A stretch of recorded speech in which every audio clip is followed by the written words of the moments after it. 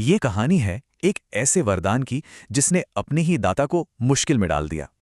चलिए शुरुआत करते हैं एक अजीब से सीन से। महादेव भाग रहे हैं एक राक्षस से जिसे शक्ति भी उन्होंने ही दी।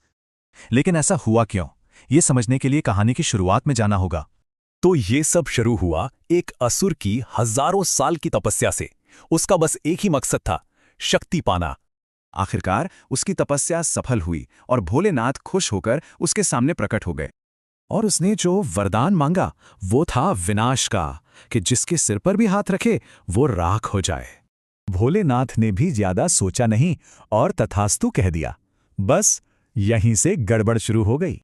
अब देखते हैं कि कैसे शक्ति हाथ में आते ही नियत बदल जाती है। वरदान मिलते ही वो तपस्वी असुर एक घमंडी राक्षस बन गया। नाम पड़ गया भस्मासुर।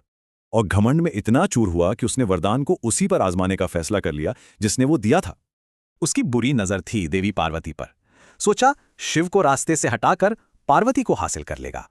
बस फिर क्या था, शिव जी आगे आगे और भस्मासुर पीछे पीछे। वही सीन जो हमने शुरू में देखा था।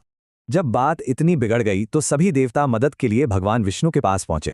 तब भगवान विष्णु ने एक योजना बनाई। उन्होंने मोहिनी का रूप लिया, एक ऐसी सुंदरी जिसे कोई भी देखकर मोहित हो जाए। जैसे ही भस्मासुर ने मोहिनी को देखा, वो सब कुछ भूल गया और पूरी तरह उन पर फिदा हो गया।